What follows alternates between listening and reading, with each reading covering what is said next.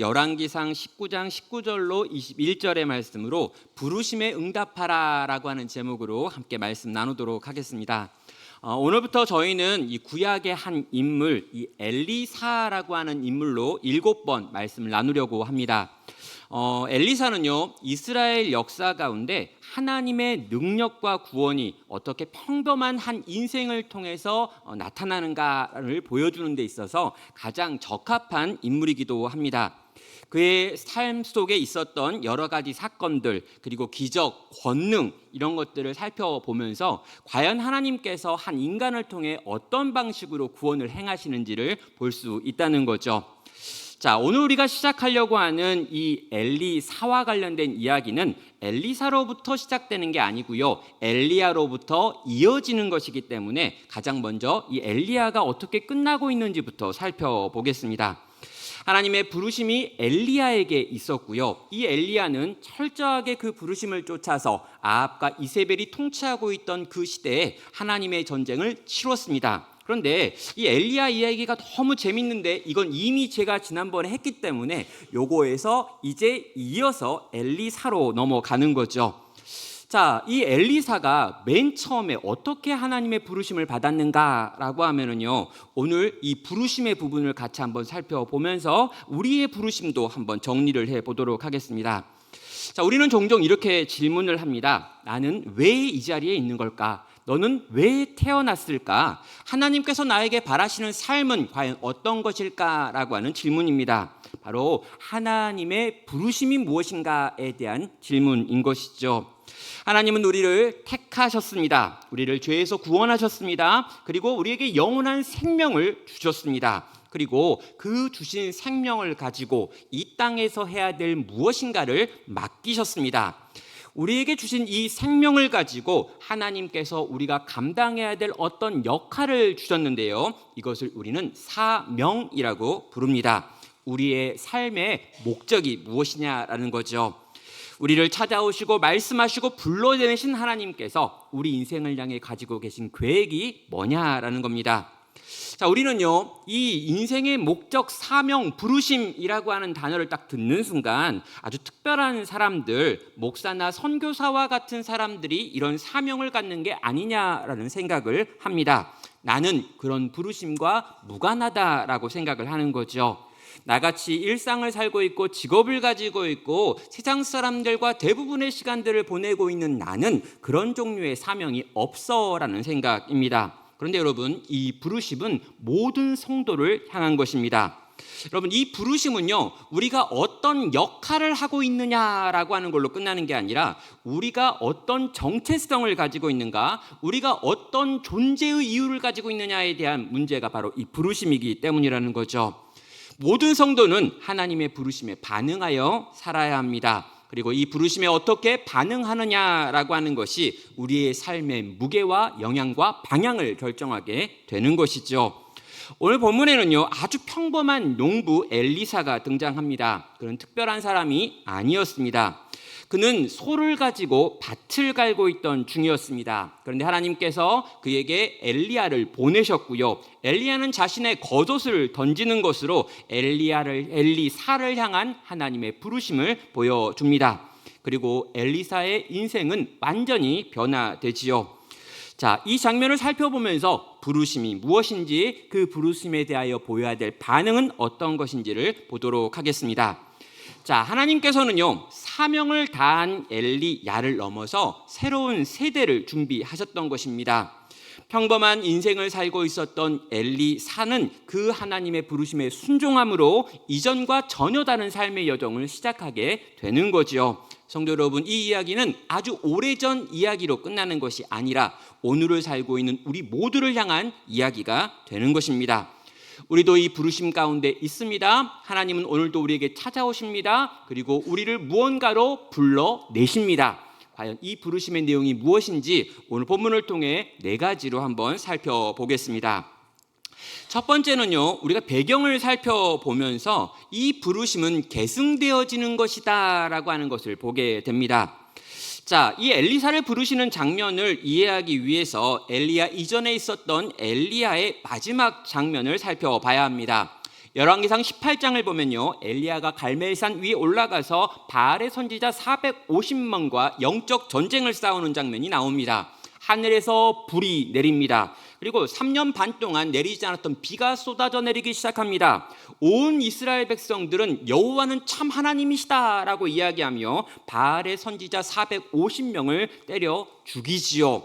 자, 놀라운 승리를 경험했습니다. 그렇게 끝났으면 좋겠는데요, 실제로 이렇게 끝나지 않고 19장에 있는 내용을 보면 이세벨이 분노하면서 이 선지자 엘리야를 죽여라 라고 하는 명령을 내리고요, 이것에 절망하며 도망가는 선지자의 모습을 보게 됩니다.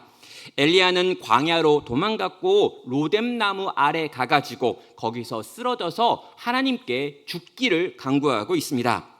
열왕기상 19장 4절은 말합니다. 여호와여, 넉넉하오니 지금 내 생명을 거두시옵소서. 나는 내 조상들보다 낫지 못하니이다 라고 말합니다. 이 기도는요, 하나님 내가 조금 지쳤습니다, 난 너무 피곤하네요 라고 말하는 수준을 넘어섭니다. 이제는 더 이상 한 걸음도 못 가겠습니다 라고 하는 뜻이죠. 내가 진짜 열심히 했습니다. 최선을 다했습니다. 내가 할 수 있는 모든 걸 다 쏟아놓았습니다. 그래서 엄청난 승리를 경험한 줄 알았고 불을 경험했고 비를 경험했습니다. 이 정도 했으면 세상이 변화될 줄 알았는데, 북이스라엘이 달라질 줄 알았는데, 백성들이 새로워질 줄 알았는데, 아합과 이세벨이 변화될 줄 알았는데, 그랬는데 아니 그 인간들이 또 살아나가지고 칼을 들고 나를 쳐 죽이려고 쫓아온다라고 하는 걸 보니 나는 더 이상 이 사역 못하겠습니다. 이 섬김 못하겠습니다. 선지자 못하겠습니다. 그냥 날 여기서 죽여주십시오 라고 하는 간청이 이 엘리야가 하나님께 올려드렸던 기도라는 거죠. 더 이상 뭔가 새로운 일을 할 수 없을 것 같다, 내가 뭘 해도 안 될 것 같다라고 하는 엘리야의 절망이 있는 것입니다. 자, 하나님께서는요 그런 엘리야의 기도를 들으셨습니다. 그리고 찾아오셨습니다. 책망하지 아니하셨고요, 먹이시고 재우시고 위로하셨습니다. 심지어 자기 자신을 엘리야에게 보여주시기까지 하셨습니다. 그리고 아주 조용한 목소리로 엘리야를 향한 당신의 꿈과 계획을 들려주시지요. 자, 엘리야에게 어떤 걸 이야기합니까? 너에게 아직 남아있는 마지막 할 일이 있다라고 말합니다. 네, 네가 이제까지 너무 수고했다, 너무 애썼다, 넌 최선을 다했다. 그런데 있잖아, 한 가지가 더 남아있고 요것만 하면 내가 널 자유롭게 해줄게 라고 말씀하셨다는 거죠. 무엇입니까? 하사엘과 에후에게 기름을 부어 아람과 이스라엘의 왕이 되게 하라라고 하는 것과 사밧의 아들 엘리사에게 기름을 부어 너를 대신한 선지자가 되게 하라라고 하는 명령입니다.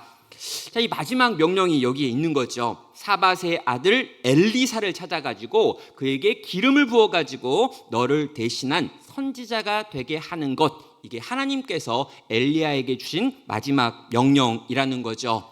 자, 이것이 엘리야에게 주어진 마지막 사명이었습니다. 자신이 가지고 있는 신앙의 바통을 다음 세대에게 넘기라라는 것이었죠. 엘리야는 그에게 주어진 마지막 생명을 그 마지막 사명을 위하여 사용한 것입니다. 엘리사를 찾아갑니다. 그에게 기름을 붓습니다. 그를 선지자로 세우고 그 선지자를 통해서 하나님의 말씀이 계속해서 북이스라엘에 들려지게 만들었다라는 것이죠. 사랑하는 여러분, 우리는 여기서 이 첫 번째로요, 사명에 관하여 바로 이것이 바로 사명에 관한 첫 번째 진리를 알게 됩니다. 하나님의 일은 사람에게서 시작되지만 사람에 의하여 끝나지는 않는다라고 하는 걸 보여주는 것이죠. 하나님의 나라는 엘리야 한 사람에게 달려있던 것이 아니었습니다. 엘리야의 시대가 저물어갈 때 하나님은 이미 엘리야를 이어갈 수 있는 엘리사를 준비하셨다라는 거죠. 신앙의 바톤을 준비했고 이 바톤을 이어받을 자를 준비하셨다는 겁니다. 사랑하는 성도 여러분, 이 신앙의 바톤을 이어받는다라고 하는 건요, 선지자에게만 해당하는 게 아닙니다. 목사에게만 해당하는 게 아닙니다. 또 어떤 선교사에게만 해당되어지는 게 아닙니다. 우리 모두가 가지고 있는 신앙이 있고요, 이 신앙 안에서 하나님은 우리에게 사명을 주셨는데 이 모든 우리에게 주어진 사명이 그렇게 흘러가는 것이다 라고 하는 걸 보여주는 것이죠. 신앙은 무엇입니까? 개주 이어 달리기입니다.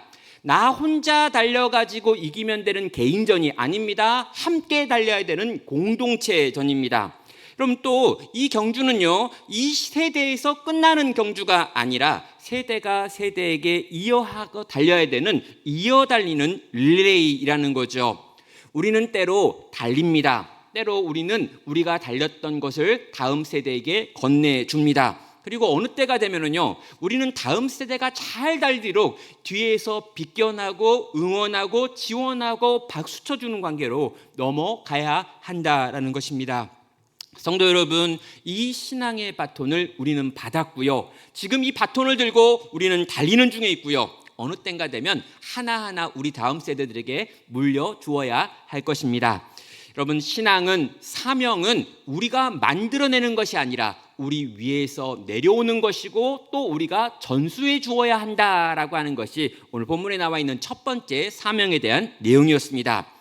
자, 두 번째는요, 이 사명이 평범한 일상 가운데 임한다라고 하는 걸 보여줍니다. 19절은 말합니다. 엘리야가 거기서 떠나 사밧의 아들 엘리사를 만나니 그가 12겨릿소를 앞세우고 밭을 가는데 자기는 12째 겨릿소와 함께 있더라. 엘리야가 그리로 건너가서 겉옷을 그 위에 던졌더니라고 말합니다.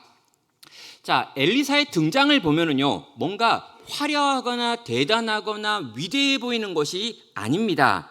아주 고요한 들판에서요, 땀을 흘리면서 밭을 갈고 있는 일을 하던 중에 하나님의 부르심을 받지요.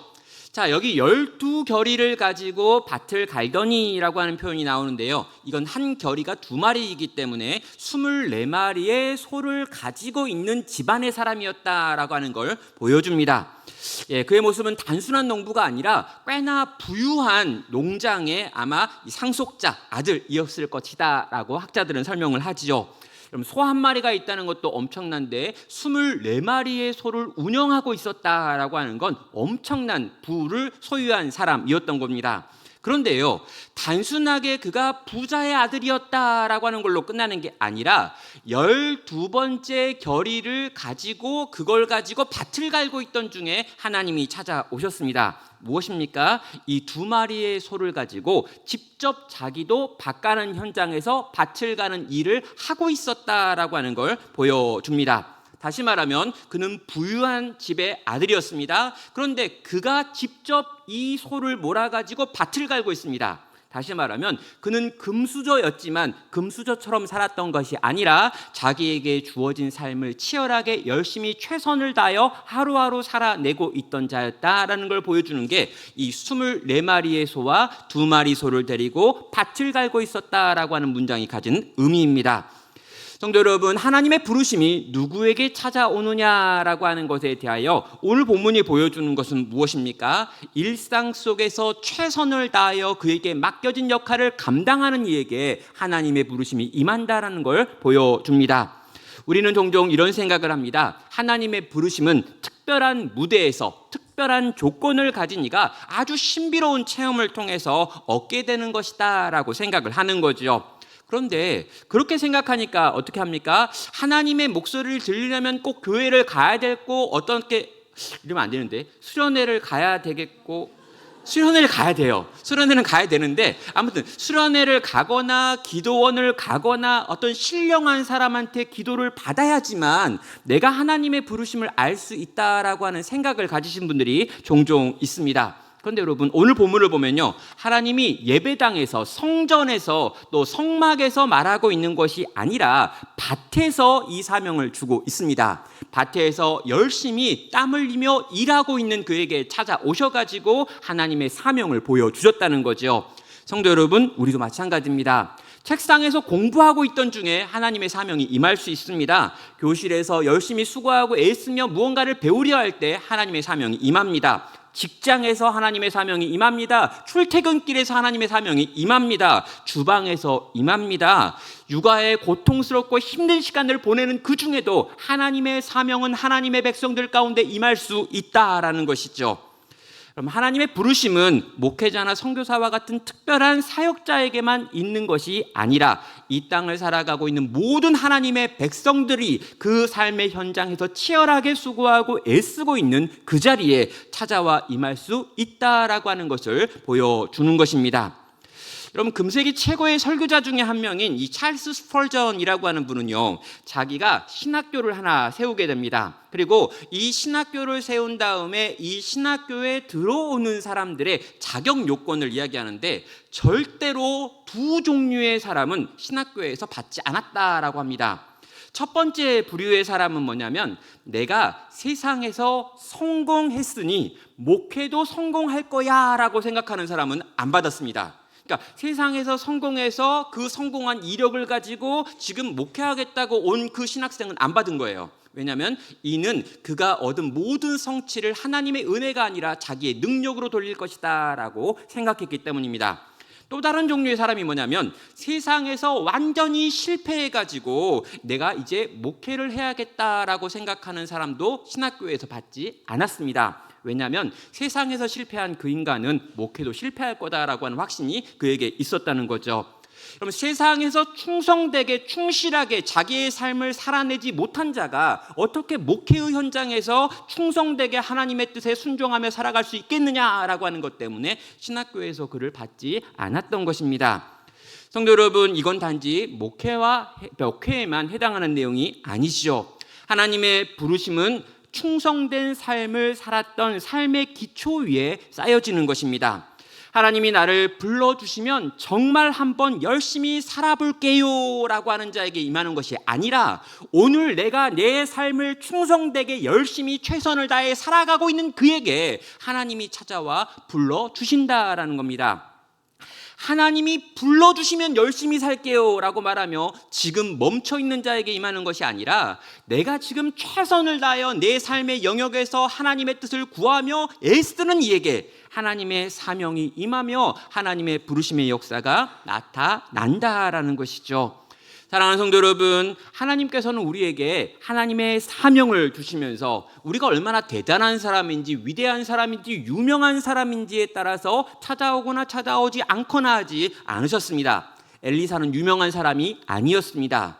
여러분, 엘리사가 12마리 12결의의 소를 가지고 있다라고 하는 건 실제 그건 자기의 것도 아니었고요, 그 부모의 것이었을 뿐만 아니라 그 전 어디에도 엘리사에 대한 내용이 없는 걸 보면 그는 그렇게 유명한 사람은 아니었습니다. 그가 선발된 유일한 이유가 뭐냐라고 할 때요, 그는 실제로 이 수고하고 애써야 되는 밭에서 그가 굳이 밭을 갈지 않아도 됨에도 불구하고 열심히 밭에서 밭 갈고 있는 충성된 일상을 살았던 삶이기에 하나님이 그에게 찾아와 부르셨던 것입니다. 사랑하는 성도 여러분, 이것이 신앙의 바톤이 이어지는 방식입니다. 바톤은 하늘에서 떨어지는 것이 아닙니다. 밭을 갈고 있는 하나님의 백성들의 손 위에 주어지는 거라는 거죠.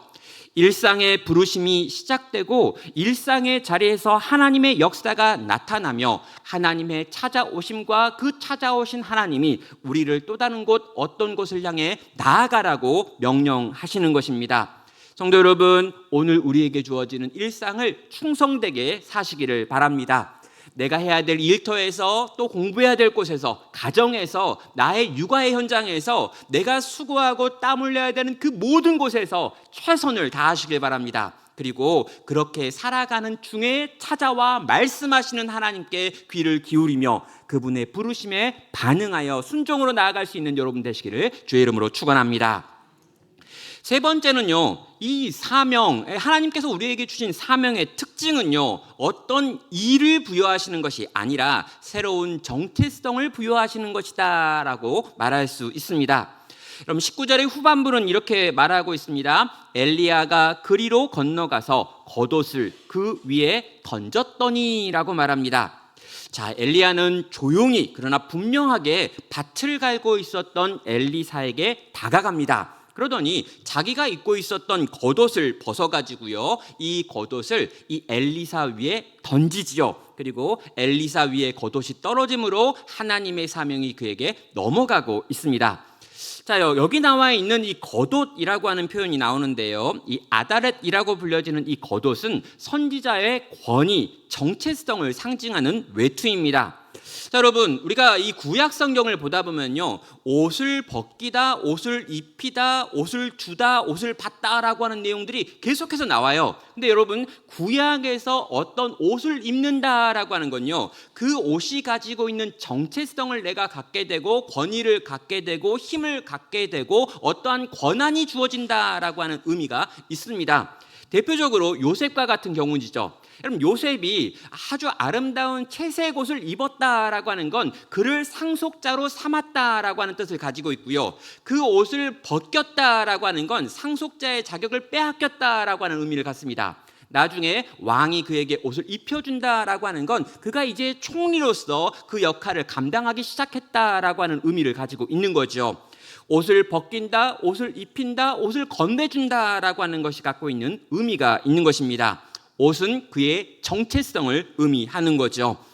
자, 여러분, 엘리사는요, 밭을 갈고 있었습니다. 그때 하나님의 말씀을 증거하는 엘리야가 나타났지요. 그리고 이 엘리야가 자신이 입고 있던 겉옷을 벗어가지고 엘리사에게 던져주시는 방식으로 실제로 그의 정체성이 이제 새로워졌다, 달라졌다, 그의 존재가 변했다라고 하는 걸 옷을 통하여 보여주는 것입니다.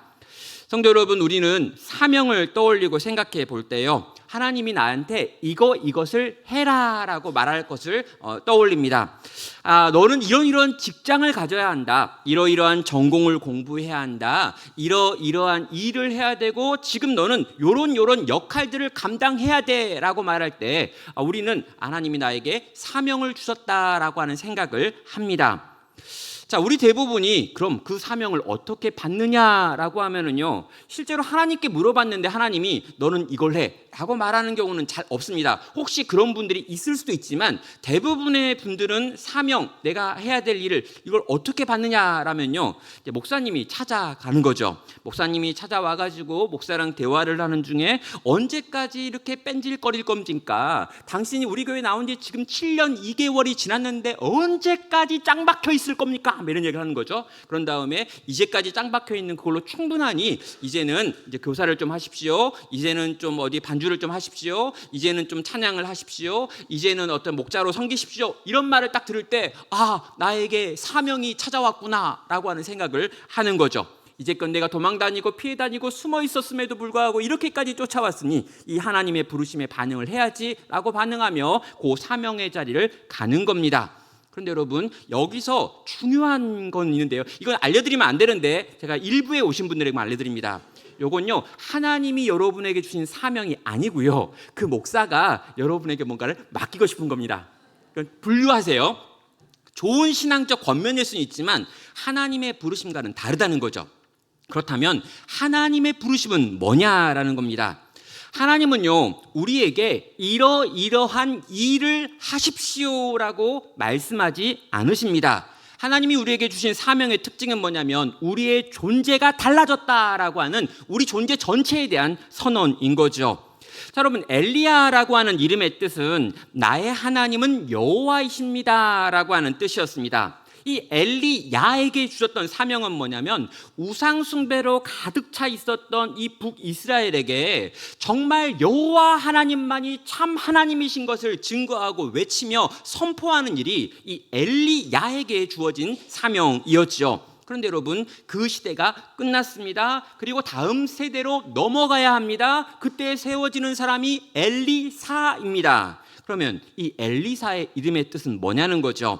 여러분, 엘리사의 이름은 하나님은 구원이시다라고 하는 뜻을 갖습니다. 그에게 주어진 사명은 무엇입니까? 이미 망해버린 북이스라엘을 향해 하나님의 회복과 자비와 은혜와 치유를 선포하는 일이었던 것이죠. 하나님은요, 그 시대마다 다른 방식으로 일하셨습니다. 그리고 그에 합당한 사람들을 찾으셨고 그 사람이 그 일을 감당할 수 있도록 그의 이름을 바꾸시는, 그의 존재를 바꾸시는 일을 이제까지 행하여 오셨다는 거죠. 엘리사는 그저 사역을 넘겨받은 것이 아니라 새 시대를 여는 새로운 사람으로 하나님 앞에서 세워지고 있던 것입니다. 성도 여러분, 종종 사명이라고 하는 걸 어떤 역할이나 일이나 직분으로만 생각하는 경향이 있습니다. 그러나 그래서 하나님 앞에서 나는 뭘 해야 합니까? 어떤 걸 해야 될까요? 어떠한 일을 하시기 원합니까? 라고 우리는 질문을 합니다. 아니죠. 하나님은 우리에게 이렇게 말씀하십니다. 내가 이러한 존재가 되기를 원한다. 내가 너에게 이러이러한 마음을 품고 있어. 내가 너를 위한 계획을 이렇게 가지고 있는데 이 계획에 합당한 존재로 바뀌어달라고 하나님은 오늘 또 요구하신다는 거죠. 사랑하는 여러분, 어떤 일로의 부르심이 아니라 어떤 존재로의 부르심이다라고 하는 걸 기억하시기를 바랍니다. 저는요, 하나님이 우리를 보시면서 너는 이거를 좀 잘했으면 좋겠어. 요 일을 좀 잘했으면 좋겠어. 이번에 너네가 수련회를 준비하고 있는데 이 수련회가 완전 좋았으면 좋겠어. 이 수련회 끝난 다음에 많은 사람들이 이 수련회는 정말 은혜로운 수련회였고 의미 있는 수련회였고 이 수련회를 통해서 내 인생이 변화되었어 라고 하는 말이 나왔으면 좋겠고요. 실제로 그렇게 잘 되어지기 위해 애쓰고 노력을 할 것입니다. 그러나 여러분, 그 영역은요, 우리에게 주어진 사명의 영역은 아니죠. 그럼 뭐가 있습니까? 하나님이 내게 맡기신 어떤 일이 있습니다. 그 일을 우리가 감당합니다. 열심을 다해 그 일을 합니다. 그런데 여러분, 이 일을 하던 중에 어떤 변화가 일어납니까? 내가 하나님을 닮아가는 거죠. 내가 그리스도를 닮아갑니다. 내가 점점 더 거룩해집니다. 내가 하나님을 더 기뻐합니다. 하나님을 즐거워합니다. 하나님의 뜻을 위하여 살아가는 것이 나를 행복하게 만듭니다. 사랑하는 여러분, 이게 우리에게 주어진 사명입니다. 어떤 일을 했느냐 하지 않았느냐, 어떤 성취가 있느냐 그 성취가 없느냐의 문제가 아니라 이 하나님이 맡겨주셨다고 생각되어지는 그 일을 하는 과정에서 나라고 하는 존재가 주님을 닮아가고 있다면, 내가 주님을 더 사랑하고 있다면, 내가 주께서 내게 보내신 성도들을 더 즐거워하며 기뻐하며 그들과 함께 있기를 좋아하고 있다면, 여러분, 우리는 지금 바른 사명의 길을 걷고 있다라는 것이죠. 사랑하는 성도 여러분, 우리 한 사람 한 사람이 어떤 사명이 아니라 어떤 사명자가 되어지기를 주님의 이름으로 축원합니다. 나의 존재를 변화시키는 주님, 나의 존재가 새로워지기를 원하시는 그 주님 앞에 내 존재가 주님 닮은 모양으로 빚어져 갈 수 있는 여기 계신 모든 분 되시기를 주의 이름으로 축원합니다. 자, 마지막 네 번째는요, 그분은 우리에게 전적인 헌신을 요구하신다는 것입니다. 자, 엘리야의 겉옷을 받아든 엘리사가 보이는 반응이 20절에 나옵니다. 그가 소를 버리고 엘리야에게로 달려가 이르되 청하건대 나를 내 부모와 입맞추게 하소서. 그리한 후에 내가 당신을 따르리이다. 엘리야가 그에게 이르되 돌아가라. 내가 내게 어떻게 행하였느냐 하니라 라고 말합니다. 자, 일단 소를 버리는 게 첫 번째 행동이었습니다. 당시 소는 엄청난 재산이었는데 이 소를 내놓지요. 그런 다음에 엘리야는요, 엘리야에게 가가지고 물어봅니다. 내가 지금 부모에게 가가지고 인사를 하고 당장 돌아와서 당신을 따르겠습니다 라고 말하고 있죠. 자, 어떤 이제 성경학자들은요, 이 엘리사가 부모에게 인사하고 오겠다라고 하는 걸 약간 딴지를 걸면서 엘리사의 믿음이 똑바로 된 게 아니고 헌신이 좀 더뎌진 헌신이고 좀 지연된 헌신이다라고 하는 말을 합니다.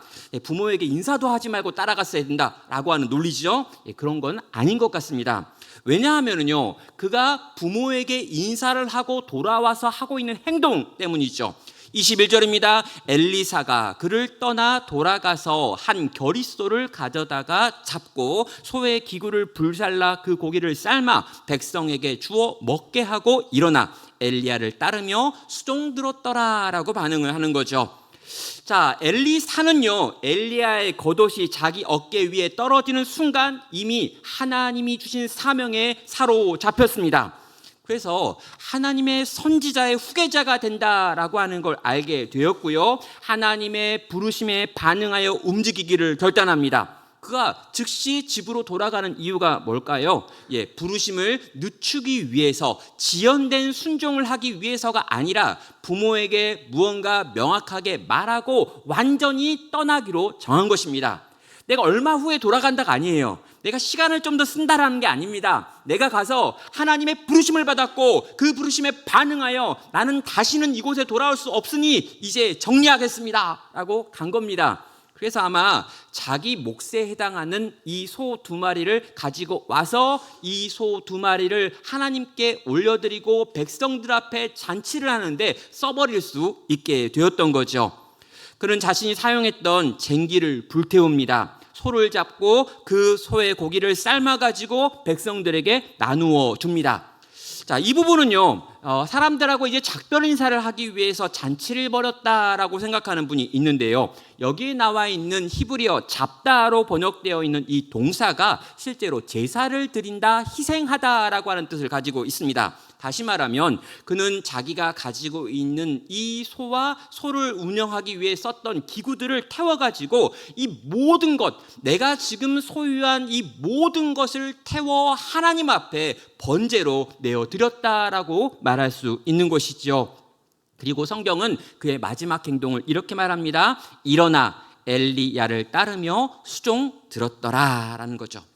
사랑하는 여러분, 이 한 구절 속에 엘리사의 모든 인생의 어떤 방향이 결정됩니다. 그는 뒤를 돌아보지 않습니다. 가족의 품을 떠났습니다. 재산을 떠났습니다. 익숙한 삶의 길을 뒤로 하였습니다. 그리고 불확실하고 고된 선지자의 길, 하나님의 부르심이 있는 그 길을 향하여 기꺼이 따라 나섰습니다. 성도 여러분, 이 엘리사의 결정은 오늘 우리에게도 질문합니다. 혹시 내가 하나님의 뜻대로 살지 못하게 만드는 송아지가 우리 집에 있지는 않습니까? 혹시 어떤 기구들이 있지는 않습니까? 나를 지켜주고 나를 보호해준다라고 말하는 안정된 기반이 내 뒤에 있기 때문에 하나님의 부르심에 반응하지 못하고 아직도 미적미적거리고 있는 건 아니셨냐라는 거죠. 여전히 불태우지 못한 쟁기, 잡지 못한 소, 내려놓지 못한 내 인생의 계획, 붙들고 있는 내 삶의 안정이라고 하는 것들이 있어서 그것들 때문에 하나님이 나를 부르셔도 그 부르심에 반응하지 않기를 선택하며 살아온 것이 우리네 삶은 아니었냐라는 것이죠. 성도 여러분, 엘리사는 망설이지 않습니다. 그는 그를 향한 부르심에 사로잡혔습니다.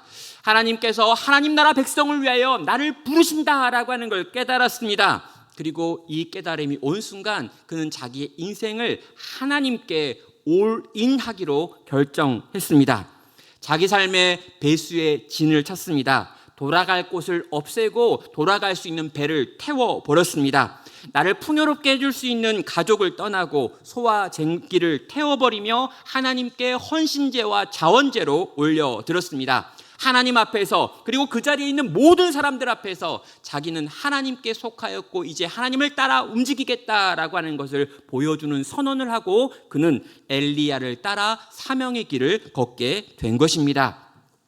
성도 여러분, 혹시 내 손에 여전히 쟁기가 들려있다면, 여전히 내게 송아지가 남아있다면, 여전히 나를 지켜주고 나를 안정하게 해줄 수 있는 어떤 것들이 나를 지금 붙들고 있어 하나님이 나를 부르셔도 움직일 수 없는 상황이라면 오늘 이 시간 이 엘리사가 하나님의 부르심 앞에 즉각적으로 반응하는 이 모습 안에서 나를 향한 하나님의 부르심에 반응하기를 결단할 수 있는 여러분 되시기를 주의 이름으로 축원합니다.